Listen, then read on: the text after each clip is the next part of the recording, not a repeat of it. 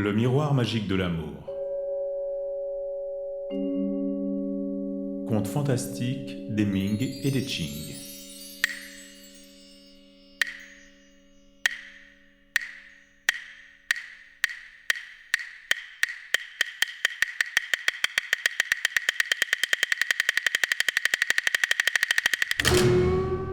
Les amours de Marie. Marie, une jeune Anglaise d'une rare beauté, était née à Londres d'une famille noble sur le déclin. Son père dirigeait une école supérieure célèbre et son frère travaillait dans un tribunal où sa droiture était fort appréciée. D'une intelligence hors du commun, elle avait une mémoire étonnante, connaissait plusieurs langues étrangères, excellait en mathématiques et surprenait les spécialistes par ses opinions originales. À l'école, elle avait rencontré John, un jeune distingué aux manières nobles. Camarades de classe, ils avaient l'habitude de travailler ensemble. Ils étudiaient, discutaient, cherchaient les réponses aux différents problèmes.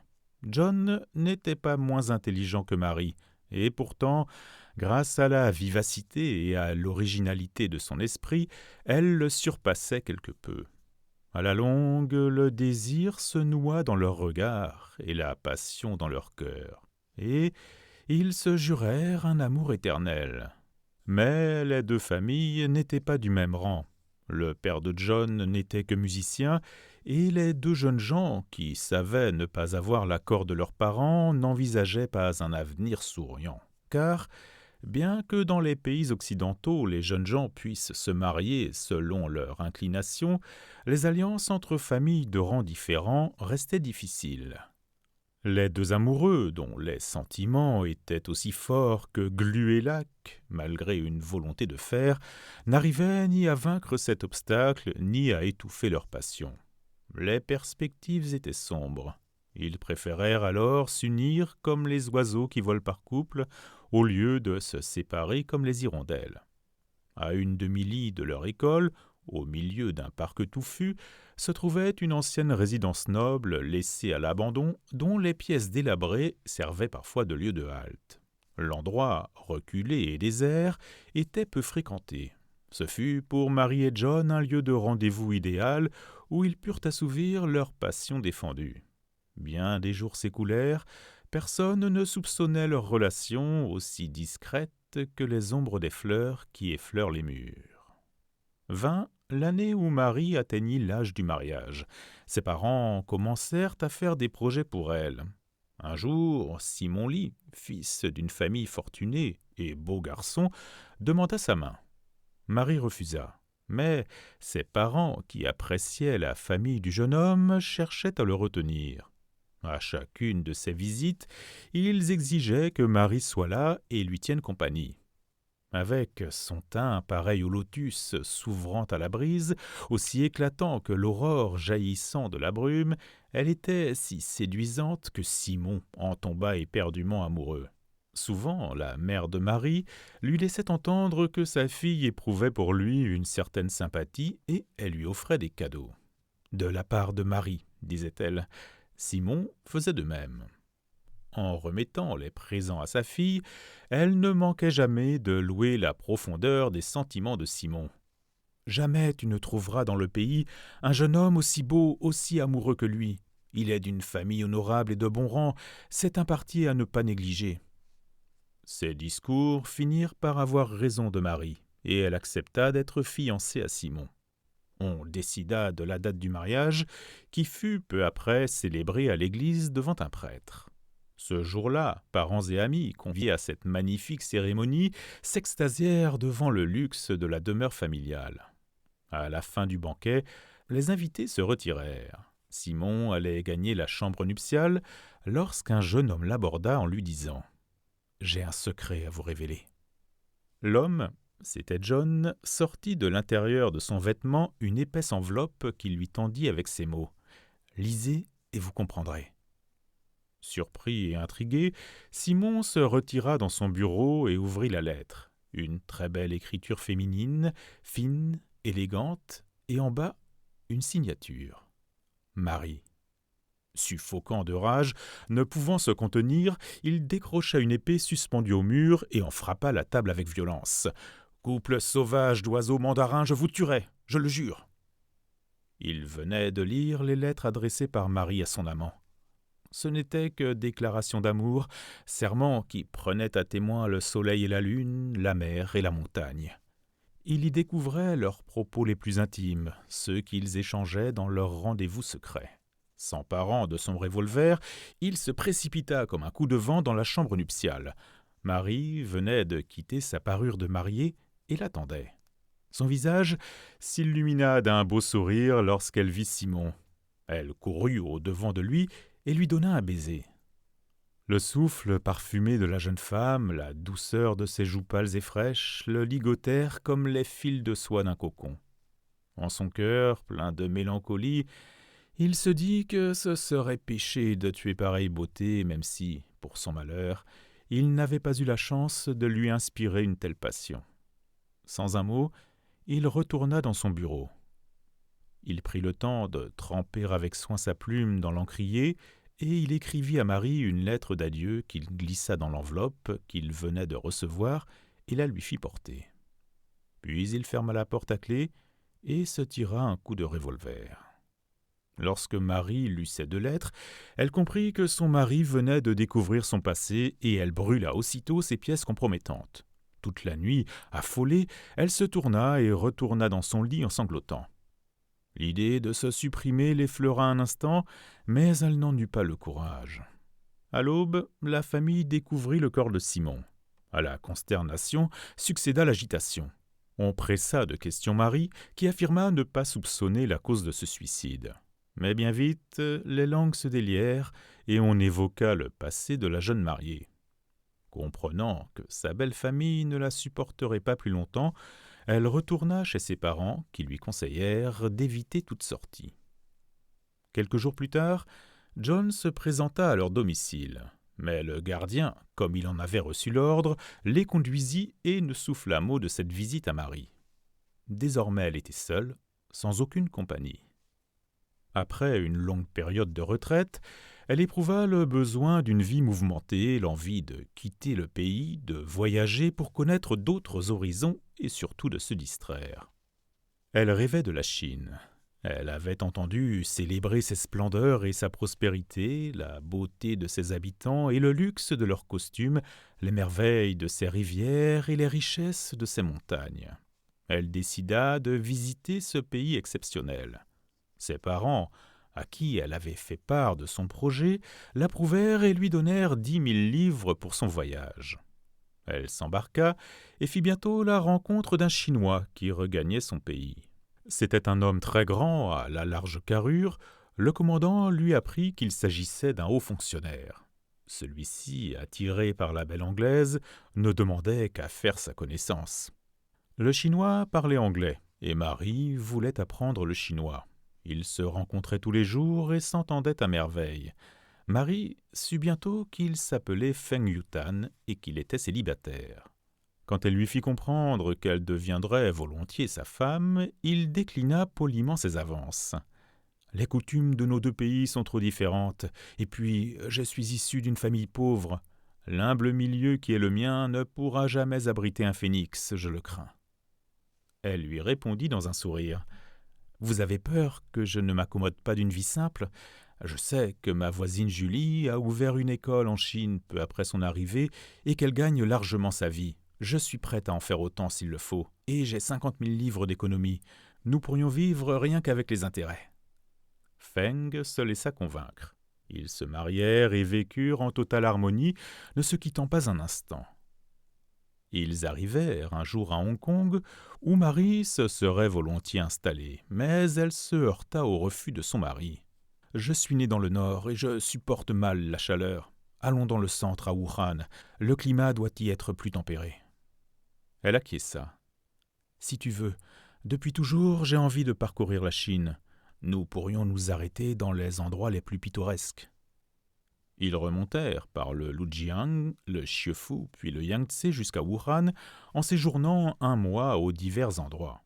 Puis ils décidèrent d'aller admirer les splendeurs de la capitale. Ils gagnèrent ensuite Jibei et Tianjin, puis ils arrivèrent à Beijing, où ils passèrent quelques semaines. Marie voulut encore visiter Shanghai, dont elle avait entendu dire que c'était la ville la plus animée du monde. Ils décidèrent de s'y installer. Marie, qui excellait en mathématiques, était devenue experte en balistique, et ses calculs étaient infaillibles. Elle était capable d'évaluer avec exactitude la trajectoire des obus à longue et moyenne portée. Or, à cette époque, des combats contre les pirates faisaient rage. Elle suggéra à son mari de s'engager dans la marine. « Voilà le moment de faire preuve de courage. Je n'ai pas beaucoup de capacités, mais je souhaite tout de même te suivre à l'armée. Ne pas contribuer à la défaite de l'ennemi serait blâmable. »« Tu n'es qu'une femme, et pourtant tu es prête à partir au combat, » lui répondit son mari plein d'admiration. « Un courage comme le tien est de plus en plus rare de nos jours. Tu as raison. Se dérober en pareille circonstance serait indigne. » Ils s'engagèrent donc tous les deux et gagnèrent la côte du Fujian. Un jour, leur navire surprit des bateaux de pirates qui se préparaient à prendre la fuite avec le butin dont ils venaient de s'emparer. Marie saisit ses appareils, arriva à apprécier la distance qui les séparait des bateaux et affirma au commandant qu'il était possible de les toucher.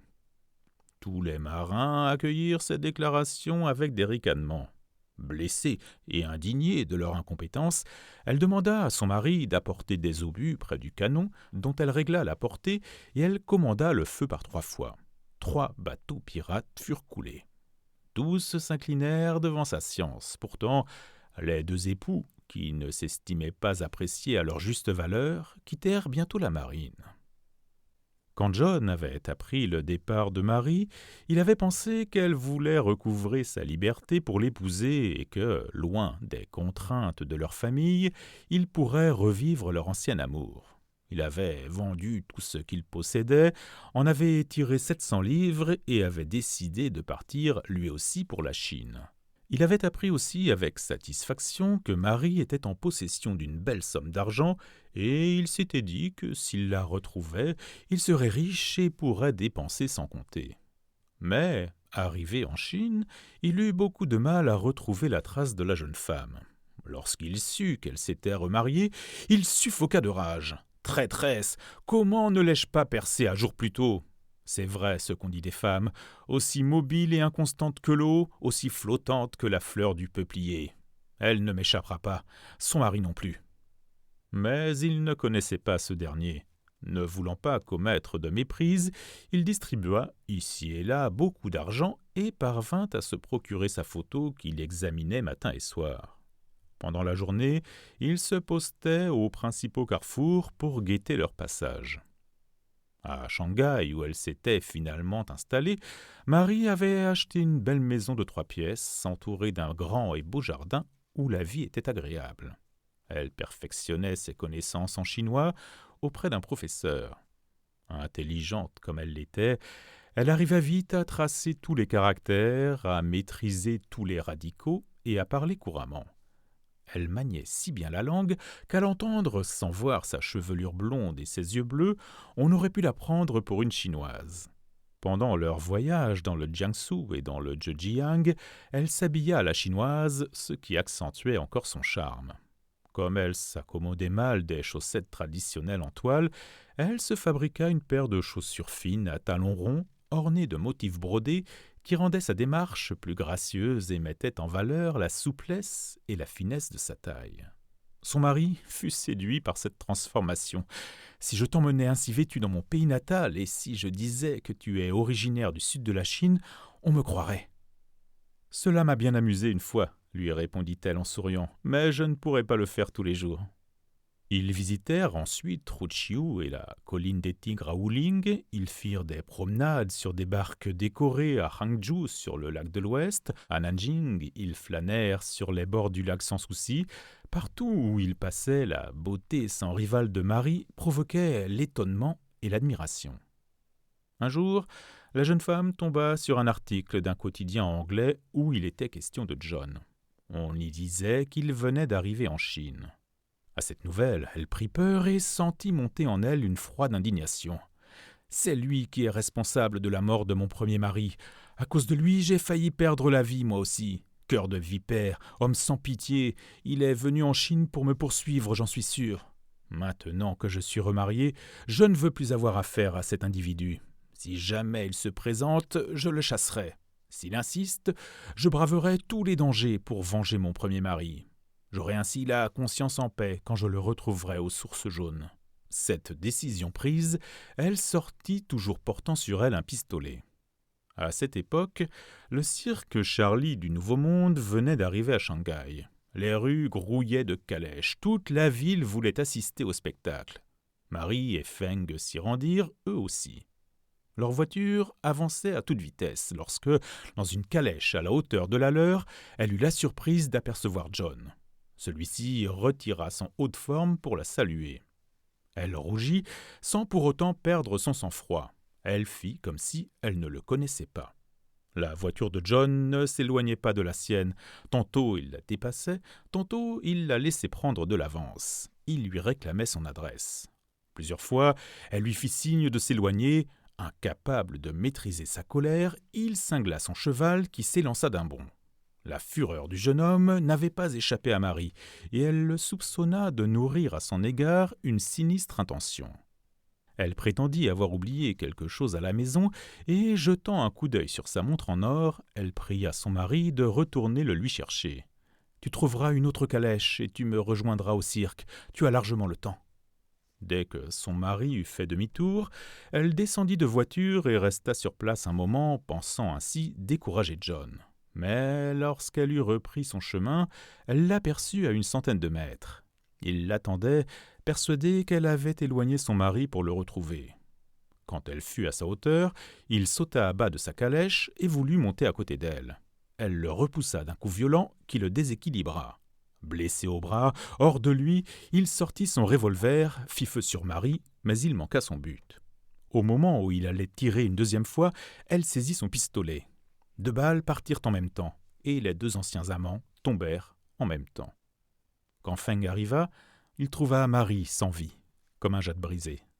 En pleurant, il prit le cadavre de sa femme dans ses bras et se mit à la recherche d'un endroit digne d'accueillir la dépouille de sa belle occidentale.